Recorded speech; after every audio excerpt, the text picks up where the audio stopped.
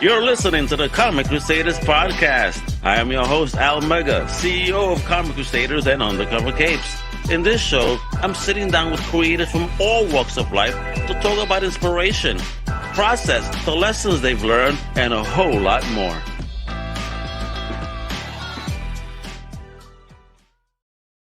Wepa! What up, mi gente? It's your boy, Al Mega. Welcome to a brand new Comic Crusaders Podcast. And today, get ready, ladies and gents, and everyone else. We got a comic book veteran, artist, creator. He got a dope book coming out right here from Asylum Press. Get ready to get that on pre-order because I got the man out here that's about to bless us with the knowledge of Fearless Dawn, the one, the only Steve Mannion. Wepa! Woo! What up, kiddo? You ready? You ready? I'm ready, man. Thanks so much for having me on, Al. So good to hear you, man. Good to see you. No, likewise, brother. Look, folks, you see that background of beauty there, of all that amazing artwork and stuff going on. Yeah, we got the whole thing going on. I put all the ideas over here, and then I'll lose them in the piles, you know. So I try to keep them all pinned up all over the place. We got all top secret stuff there. You guys get to see. Oh man, look at that, man. Cool. Yeah, it's my little lair. This is how these folks brainstorm. This is great. It looks like the lair of a madman. Notes everywhere. It looks like a federal investigation is going on. Yeah, like the crazy when the guy goes crazy on TV, right? He's solving the case. Yeah, man. You're like the flash board right now. What's going on? Anyway, thank you for coming on. And for people that don't know who you are, give them a little bit about yourself. Let us know where you're from originally, and what was your first taste/love in fandom. Wow, that's a good. Let's see, Steve Mannion, New Jersey, comic book artist. I was always an artist, always in New Jersey for the first 47 years of my life or something like that. But my dad liked Frank Frazetta. He liked Frank Frazetta, so I kind of saw Howard Pyle and Frank Frazetta and stuff first. But I think the actual first comic book I got was like Joe Kubert GI Combat or something. And back then it was in the spinner rack, you know what I mean? So I'd be with my mom in pharmacy or something. They were all over, and I always liked his covers. And I was very interested in history and like the war. So I had to see a well-drawn tank, I'm like, ooh, that's a Stuart tank. I knew my stuff. So it was the Joe Kubert covers, got it, because I'll commit a little comic book blasphemy here, but I remember, I didn't know at the time, but Jack Kirby's drawing like 19 books a month, right?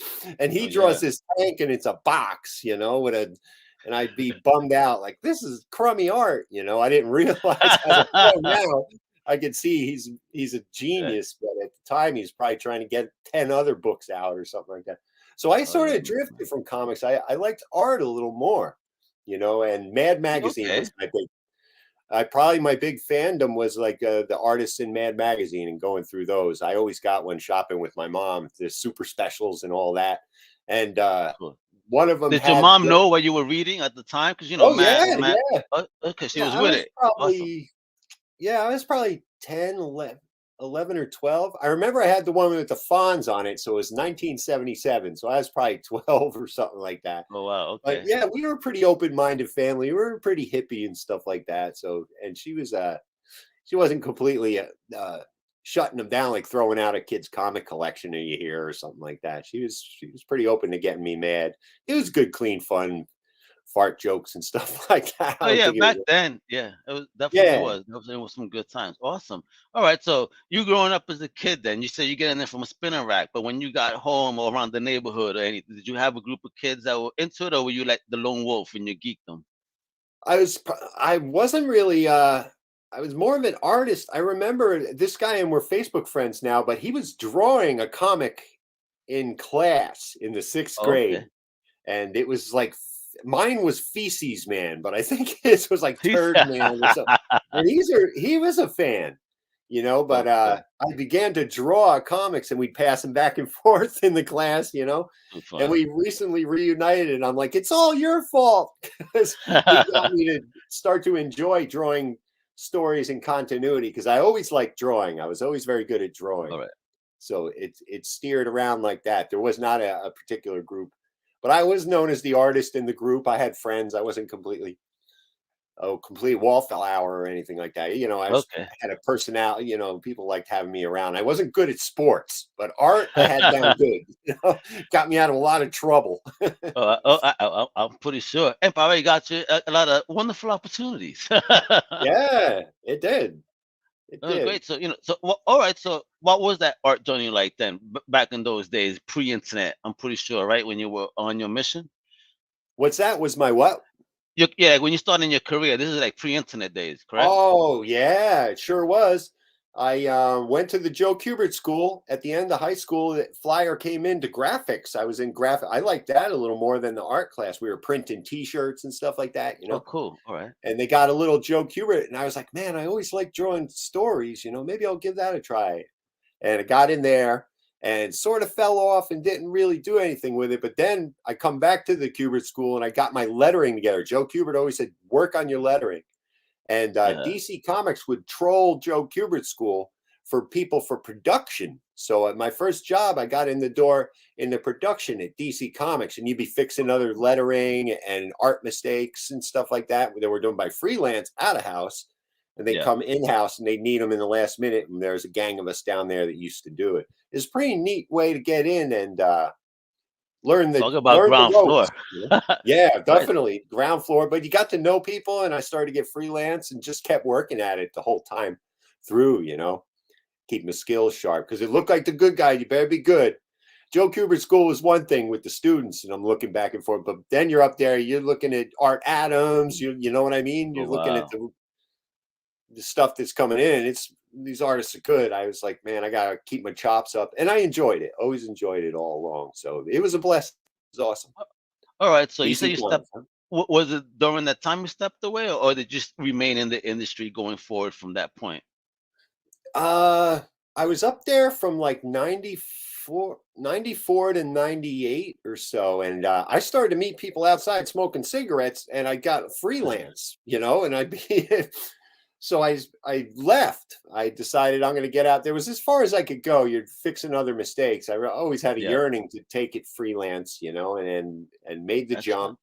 And I fell in with like Pearson Education, Prentice Hall. I was doing illustrations. Back then, the college students used to have to buy those big $400 books, of overpriced books they make the kids buy. Man. They need little drawings in there. Oh yeah. So I did that for a little while, and then it dried up over there. So I was like, my goodness, what am I going to do? And I had some Batman pages. I had a couple real good jobs at first. I didn't stick around for good, but I did like Batman or something like right after I got out of there, and Captain America, Sentinel of Liberty. I did a whole issue of that. Real mainstream stuff. My stuff's a little kooky, so it was just a good pratfall there how I fell into it. But damn, you got a legend in drawing Cap. Oh yeah. I'm pretty sure that was pretty exciting. Like, what? Cap? Oh, I couldn't believe it. I'm like, Captain America already? And they're like, you don't do that. You come in. And I did do like they had a smaller book, the Paradox Press books. I was doing a little for DC on that type of level, telling stories that way. But Batman and Captain America, that's a pretty good run out the gate. But then it just dried up. It dried up. I probably could have pursued it a little harder.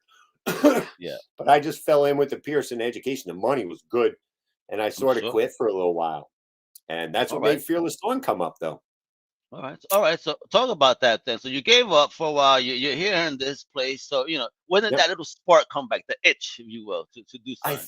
Man, it was kind of like Al. It was sort of desperation. Like I had these Batman. They give you back your pages, and I had this stack of Batman pages, and the Pearson Education work dried up, and I was like, what am I going to do? eBay. I'm going to put these Batman pages on eBay, And I went over there and put them up, and they didn't do too good. Back in the day, I think I was getting like $35, and I saw the guys were doing like the girls with the boobs all shiny and stuff, like Catwoman in these poses. Yeah. I'm like, I'm going to try that for $60, And I started doing that, like other people's character, and putting them on eBay, and they started doing real good. And much better than the Batman pages, and I could do like 4 of them, in the time it takes to do a comic book page. So there was like a year. I called it the year of eBay, where I just lived off of eBay. Yeah, and I Oh, and I no, that's pretty rad, though. I mean, yeah. your work is paying you. And you were doing this gig full time for the year. Yeah, that was my job. I Oh, draw like Catwoman or Vampirella, or I had sort of a round of them, and put them up on good. eBay, and that would be my pay for the day. You know what I mean? And Wow, nice. yeah, collectors, art collectors, comic book art, they started to get me on the side and go, "Hey, can you do the custom commissions?" And I started to get commission work, but I did feel kind of guilty about taking everybody else's character. You know what I mean? And exploiting them. Although I've been exploited all my life. Yeah. And I said, I'm going to draw my own and sort of get my own character. I had the idea for Fearless Dawn. I had drawn some other stories and stuff like that, and a little bit of publishing along the way. But she was a pretty solid idea that I had, and just Who took it birthed up them? there and But well, what was that born of? Fearless Dawn. Like, where was I she born? think, How long? How old is the character in your universe, in your head? man, this was around 2000. I think 2003. I had the cover done and like the story kind of fleshed out. But in 2006, I finally had it published on print on demand myself. A couple Oh, guys were saying they were going to put it through Diamond. It actually made it into Wizard. This one guy was saying he was oh, going to the put it in the wizard! Remember Wow, Wizard? And I love everybody's like, that "You're in magazine. Wizard," and I didn't really know. Like that's a star maker. At the time, it was going down. But there was a time you got an article in Wizard. It was like getting on the Johnny Carson show, right? So Heck yeah. but that guy kind of flaked out on me. I had a couple of disappointments. I said, I'll do it myself with this print on demand. We're very fortunate as artists nowadays that we could just hop over there and I got 100 of them. And it was rough. It's hard to introduce a new character in such a fan driven society, you know what I mean? Mm, Or hobby or whatnot. yeah. Everybody, oh, there's a Batman toy. And I'd be there with the Fearless Dawn book. Hey, what about, oh man, sitting at convention. Goodbye. Then from eBay, I met guy that draw the pictures and they said, hey, there's a show down here at Hawthorne High School. I drive down there and met a guy. Hey, I booked the shows in New York. So now I'm on the circuit doing like local shows and stuff. You know what I mean? Nice, And nice. that's where I started to sell the book on foot. And it was rough, but I stuck it out and she's got a little audience, man. And it worked out pretty good. Lately I'm all fired up by this revamp and everything like that. So I'm looking forward to Oh see what my happens. God! All Yeah. right, so talk about first. Before we talk about the revamp, right? You're working with a big homie at the Asylum Press. Good Yeah. stuff, right? So how did you get involved with Asylum to bring this baby there? I was doing these all myself, like bringing them around in a cardboard box to these shows. And once I had about 4 issues, Hmm. hey, we'll collect and put it into the comic shops for you. And so he did. We solicited and got into Diamond previews and got it into all the shops. I think we did about 1,000 or something. It took us a while to sell them all, but yeah, she got in there and it was all done for him and it was all done for me. So I said, yeah, what the heck? Here you go. Give him a big pile of work. He prints it up and the ball slowly rolled, very, very slow incline. My whole career has been. So it was a good thing, man. And then, No, love it, love it. yeah, he had the idea for this, and then he said, "Let's do Fearless Dawn in color." And so we did the little mini series too with the 4 issues. I hopped her ahead real quick, like she's like a teenager in The Bomb. That's the one we're going to be talking about in a little bit. But I drew this character. She was like this kind of bad girl, and she went real good. This girl Helga with this cap on and stuff, and she did so good on eBay. I like went and started doing those stories right away. I could tell people liked her, Yeah, that she So has something. I skipped all this continuity just to get to like the fun part, drawing but it all worked out in the end. It was a good experience, man. I'm glad I did it now, even though it was all like, oh my God, what am I going to do? It's sort of, now I got a solid little place, a little audience that I can make it with this character and enjoy what I want to do without really, although I could use an editor sometime. I'm a little sloppy, but no editorial like, oh, take that smile off of Batman. I can't tell you how many smiles I had to get. He's very grim Batman Yeah, when I was up at DC yeah. so you'd have to You take the probably would. smile off. you would have probably done a good Nightwing as Batman then, because he You was always did, smiling. yeah. Nightwing smiles a little more, right? Yeah. So when he was Batman, he was smiling a lot. That's why kind of people was like, I don't think this is it's the same Batman. He's smiling too much. No, Yeah, yeah, we did those, but it's nice. Like I got a new character, and I draw them with these funny spikes, and sometimes they're gone and stuff.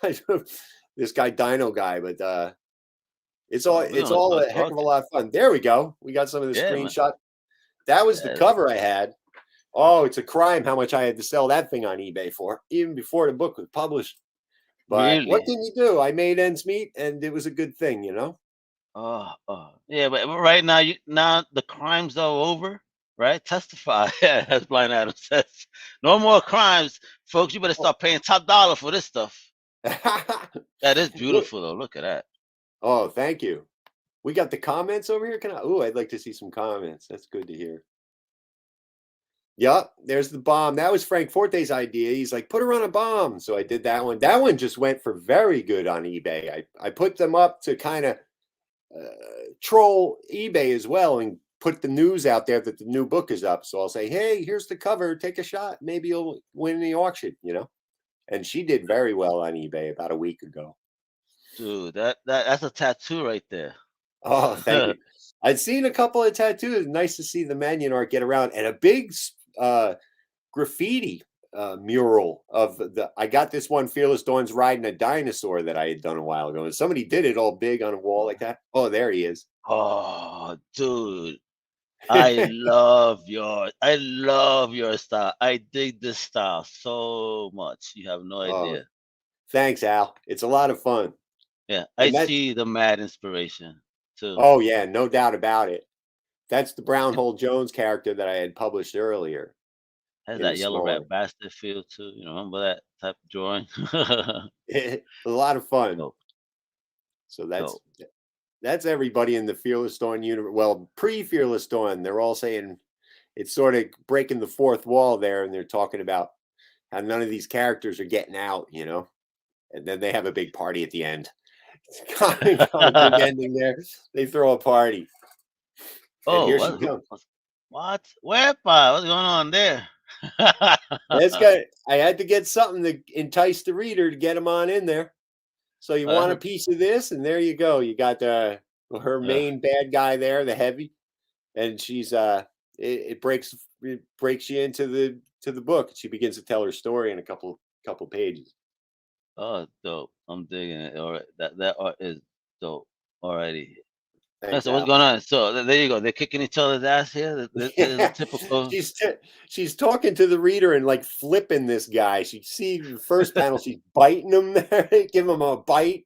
Then she kind of does a jujitsu over her shoulder there, smashes him. Then she's got him in the headlock, the half Nelson punching him in the face there. I think that's a kick to the solar plexus there on panel 4. And then he gives him one of these over here. And then as she walks away, he gets in a lucky shot at the end. Pam. I love sound effects, right? Yeah, and you do your own lettering as well? Yeah, I love doing the lettering. It's mostly on my own, but I don't think I could be a letterer. Like, but I really love how it's a art form that it really does marry writing and drawing together. It was a very unique kind of art form in that respect, you know. So I really like to have the lettering be a part of the story as much as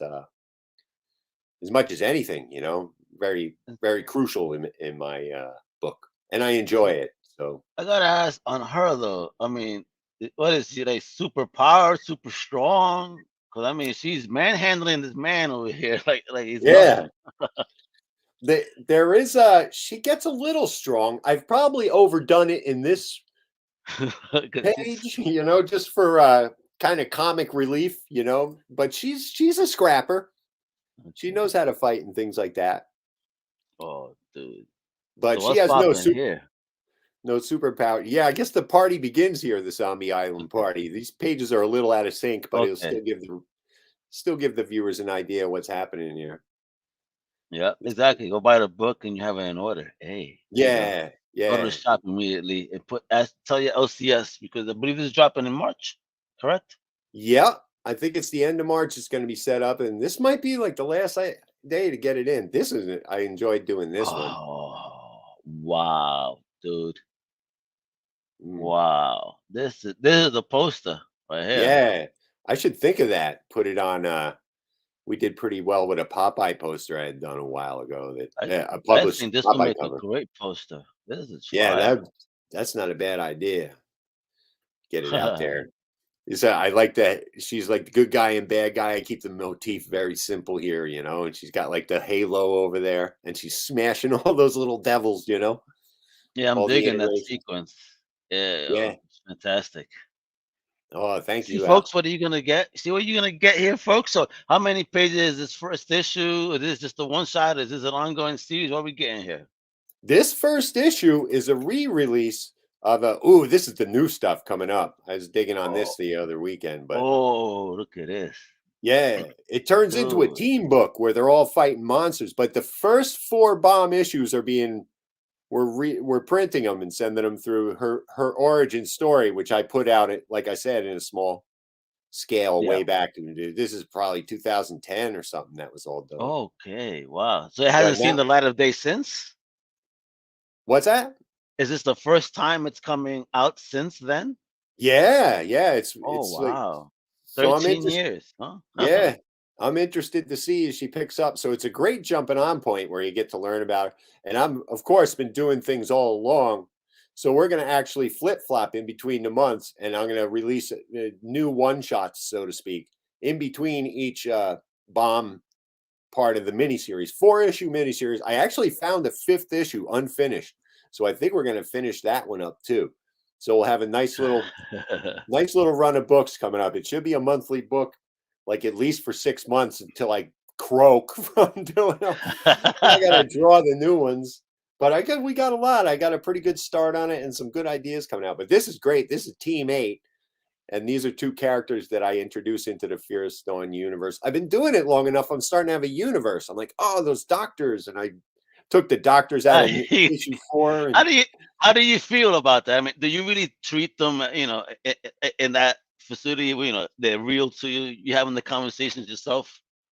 I've had that experience where it almost wrote itself, once I knew the characters, especially with the bomb when I was first doing it. Yeah, I had that experience where or if somebody said something like, I'd say they wouldn't do that. You do. Yes. You begin to think like, nah, she's a little more scared than that. She wouldn't be that bold or whatever, but sure. I've had that experience and try to always think what kind of personality they have, the backstory on them and stuff like that. And that's it. The Team 8 is going to be, and now there's only 2 of them here because the 6 other ones are dead, killed by monsters. But there's a big monster porthole opens up like Buffy the Vampire Slayer or something. So Fearless Dawn's coming in, Dino Guy, Tina Gunn, Johnny Nowhere, and that the Speedball Murder Drone is that little happy-looking robot drone guy there. And 50 caliber machine guns come out of him, and he shoots zombies and stuff. It's going to be great. and this zombie here, he's the big bad. Yeah, he's big bad, the Black Skull. And he's like Frankenstein in part. He's always doing all weird things. I had a backstory where he's like, he makes his money. He gets into like a hot topic. He's coming up with like goth clothing, but he's crazy. So at night, he's like the Dr. Frankenstein, making all sorts of monster people and stuff like that in a monster army or something. And he's always messing with the black magic and all that. So it's going to be kind of neat sort of toss up. He'll show up and other monster fun along the way. Dude, I'm so ready for all of this. Oh, Al, thanks so much. All of it. Yeah. All of it. I've been feeling really passionate about it too. I hope it comes through in the books because I'm having a blast doing it. And well, just the pages I saw. Just seeing the pages I saw, and then you telling me the new stuff, and I see this even bigger difference. Like, whoa, oh my God, this is gonna be a monstrous book, no pun intended. Oh, I hope so. We'll see. For grace of God, we'll see what happens, but it'll be all right, man. Yeah. And again, how many pages are the books again? The Fearless Dawn Bomb is going to be 32, 31 pages about, and it'll be like the main Fearless Dawn story will be like 16 to 20 pages. And then it's sort of got some filler shorter stories because I always drew little short story, other side characters and stuff like that. So it's a bit of an anthology like that, but there is a continuity to the Fearless Dawn storyline through the 4 books. So about 31 pages. We've been trying to save a page or two for Asylum Press to get some ads in there, and then the new books. They gotta get some ads, They Oh yeah, he's like, come on, Steve, you got to give me a back cover or something. So no problem. Yeah, we got him in there, and he's a good man. He's been really good to us and stuff. So it's gonna be all right. And the new books, it's funny. You just put up this shot of them shooting out of the car, and I had that. I was trying to cram it into 1 issue and start getting really long. So it might be weird too. I might have like 2 issue runs like that and stuff. I'm like, I got to bust this into a 2nd issue. So I didn't even get to the fight scene yet. That's like the little skirmish at the beginning. And then they have their first group meeting, the team 8 and everybody. And there's finally 8 of them again. So that's pretty good. So it ought to be fun. I think I'm going to keep them. They'll be like, I keep the content pretty heavy, 24 to 30 pages. It'll be around there. The books be a nice fat book for sure. A good bang for the buck. That's all I see. That is what independent provides, all right? Not those skinny little other books that the big publishers provide that you could read in less than 5 minutes sometimes. No, these ought to be good. And Fearless Dawn Cold's coming out. That's basically Fearless Dawn number 10, which including the bomb. Boy, I'm up to like 15 books or something like that. Really? But that'll be all right. So within all the 15 books, is there an underlying theme that you've kept in continuity then through all those 15? Okay. Yes, there is. And especially with the characters, like she had this dog that took this combat drug and turned it into a giant dog. And he comes back, there's like a giant monster dog. I got this kind of handful of characters to pick from, and it's really helping like you were talking earlier, like write itself. Like, why doesn't it be those 2 wacky doctors from issue 4, and I bring back these 2 doctors and stuff like that. Like, sure, yeah, we're grooving on all sorts of people in the universe like that, And that's actually great because once we start seeing this be something else in a different media form one day, they're going to become collector's items. It'd be nice. It'd be nice. Come on, man. Let's manifest, brother. Like if you had an option, let's manifest an option ever to turn to something else. What would you want? Oh man, come on. I saw this thing on the line the other day, and somebody's like, if they came to your and said, Steve, can we have your character? He was putting out a question of the day kind of thing. And would you sell out? I'm like, yeah, I'd sell out. I'd sell that thing so fast, man. Oh God, are you kidding? He wouldn't be fearless, but fearless. I just think, they'll steal it. That's what I'll think up another stupid idea. You know what I mean? It's like you got to take it. I had a lot of that coming. People were always like, "Oh my God, aren't they going to steal it?" When you put your work out there and stuff. And I don't know. I don't like running with the fear like that. Just get it out there and try to do the best you can. Think up another thing if somebody rips it off. But I've been all right at that. But if you want this to be something like a cartoon or movie, which would you choose? Either. I tell you, either one. You don't give a shit. I care about the money. Yeah. Get it out there. And I worked it. I was working with Hellboy with Mike Mignola, and he sort of told the whole story of how Hellboy, and then he gets in Hollywood with Hellboy, and it took so long. It was like the thrill was like gone by the time it's finally happening. He's finally on the set in Belgrade or something like that, making the 2nd movie before it all. But they totally changed it. It became like the director's Hellboy instead of his own vision. And there was a time for him to step back and let his child go. And it is neat to listen to him talking about that. And I don't know a recent documentary where he was talking about that and whatnot. Very, very good documentary. Yeah, I got it as a Kickstarter. That was great. I watched it the other day. He's a really neat guy.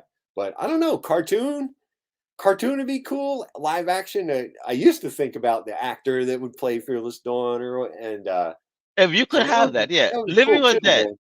If living or dead actor. Now that it's funny. By the time I was thinking of it, those girls are it's sad, Hollywood, they're like 40 now. But Kate Beckinsale looked like she would have been a good Fearless Dawn at one time. But she still looks pretty great, though. Oh, yeah, absolutely. She can maybe pull it off. But I don't know. I used to think of that more. And now I just kind of enjoy it, But I can't wait. Yeah, it's going to be a lot of fun, man.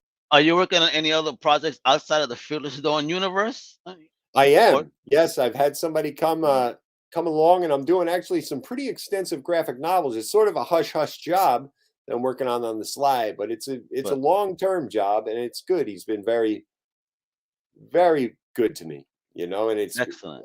I think he understands. I actually had to hire somebody on to help me a little bit with it so we could get these Fearless Dawn books out, because it's a heck of a lot of work getting all the comic book pages done and stuff like that. And so I've even got somebody on, and he's doing a heck of a job of getting the goods out to everybody. But sure, I'll pick up a little bit of freelance. I turned into a lot of it away, but this one I couldn't pass. He made me an offer I couldn't refuse. So Hey, I'm working with you're looking that. like the Godfather. I got it done, kiddo. Yeah. Don't you worry. I We'll love keep it. them happy. So Oh, it's a good thing. so are you gonna be doing any conventions where we could be seeing you anytime soon? We're down here in North Carolina now. I was saying New Jersey all my life. All right. And they have a big show, Heroes. Do you know about the Heroes show? Heroes Con? Yep. Nice. So Okay. we finally booked that after all this craziness the last few years. We're finally kind of getting out of the house, sticking our head out of the turtle shell here a little bit. So we'll be doing that one. I saw a couple other ones, but I'm not real feisty to get on the road. I'd really like to sit here and get these books out and sort of get the audience cooking again, So I had Get it fallen done, back. and then you'll worry about shows. But get the Yeah. audience. I hear you. So, what do you do then? Do you market it yourself? Do you work with Asylum in marketing? I mean, what do you have a learning curve here I'd yourself? say Because again, I think it's I, a little bit. It's like a little bit of all three. And Frank's really good. He's already sent me like three. I got a big wall of podcasts over here. January 9th, 17th, 26th, March 27th. So he's like he got sends you me, busy. hey, and he's a hustler. So he's got me some Yes. good fun interviews and stuff to do as the books come out. So we do a little bit of that. Of course, I keep a presence up on the Facebook and Instagram. I like a little more, and even a little Twitter. I'll usually hit all three if we have new news or something like that. I've done Kickstarters in the past and stuff like that. And going to locals, it was really neat when me and Frank Forte over at Asylum Press, we put out the Fearless Dawn Shorts book, and it's got like these short stories in it. I was so tired at one time, all I could draw was short stories. So I got like a bunch that fit 32 page, but you get like a bunch of 8-page stories of Fearless Dawn, and it came out nice. But he took it through the shops a little while ago, and I went on the road with that and did a couple of really neat shows. Really saw a cool community up in Maryville. Is it Maryville? Kentucky, but man, it was great. All the people that came in, they were really supportive of my stuff, and it was in this old radio. It's called 1942, the Golden the Golden Age. 1942 is the name of the shop, Okay. and Oh, word. yeah, and they were running it there, and it's in this old radio station. So there were all these like back rooms and booths that you used. And they had like couches set up, and people were hanging out, and it was a really nice to see the Oh, comic book nice. community together up there, and everybody was super friendly and enthusiastic about their hobby and stuff like that, and I'm telling you. See, staying for in me, there. that's the real comic book community. What you see on Yeah, social media, those are just bots and haters. Don't pay attention to that hate that stuff tries to spread, because the community is just that. You are the second creator that I've spoken to today that has said that. Very yeah. welcoming and fun Oh, community. yeah, it's amazing, and I'm glad you said that because it can really seem a little negative out there sometimes. But man, I got up there and there was a lot of love, man.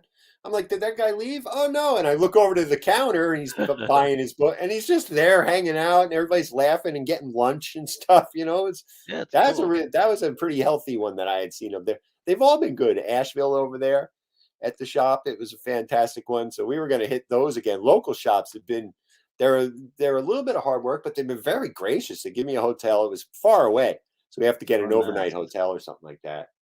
But I'd like to do more like that, like hands-on, getting to know the community on foot, like right back to the ground floor like that. It was an awesome experience.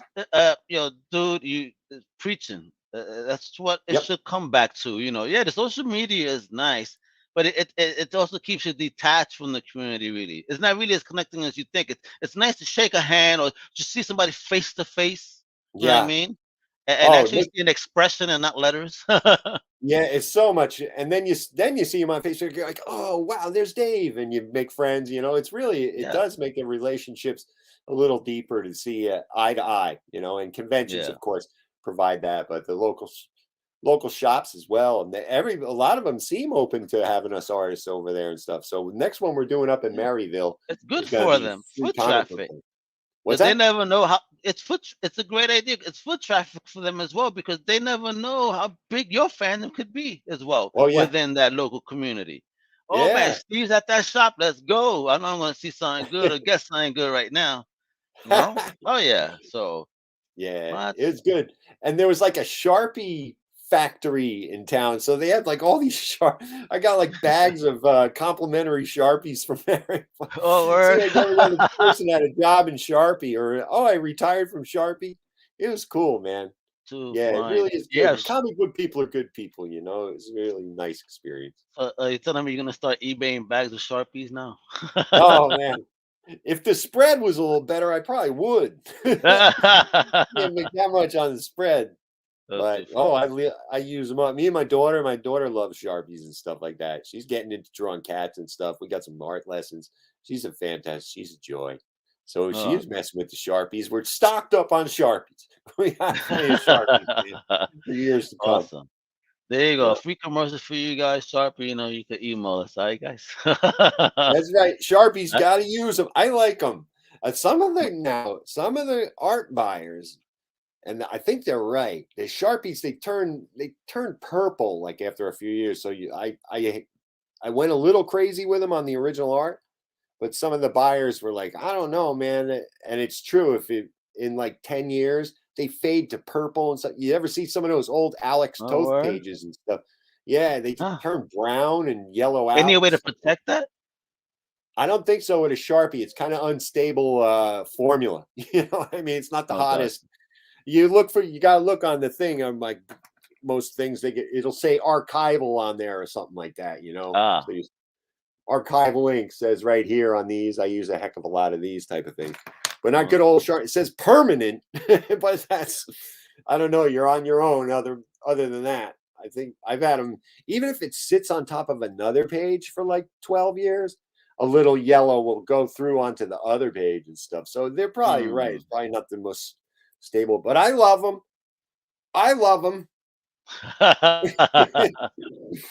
They're awesome. Best commercial ever for free. There you go, folks. All right. Yeah. So there you go, Sharpie. You are a hell of a fun guest. Thank you. Thank you for doing such a fun book. Again, the book drops in March, folks. So you need to go run to your LCS right now. Yeah. And get this on pre-order ASAP. Yeah. I think we got the swimsuit special coming out on next Wednesday or something. The books are starting to pump. Yeah, so be keeping an eye out for that one, folks. That'd be awesome. We'll be rolling into town. So see, they're making us books to keep us warm through these cold days. That's right. It's gonna be nice, man. Al, thanks so much for having me, man. It was a lot of fun with you. No, thanks for coming on, folks. And again, check out asylumpress.com for dope books from amazing folks. All right, and then you go Steve on Twitter is Steve Mannion FD, on Instagram Steve_Mannion_comics, and on YouTube at Steve Mannion 1, 2, 3. That's right. And of course, check out my page, comiccrusaders.com, the extended family, undercovercapes.com. Folks, much love. Thank you for tuning in. You know what it is. Hasta la próxima, mi gente. Much love. Wepa! Thank you for listening to the Comic Crusaders Podcast. If you like the content, please subscribe and turn on notifications. Also, please visit comiccrusaders.com and our extended podcast family over at undercovercapes.com. And also, make sure to download the Comic Crusaders app on the Google Play Store today.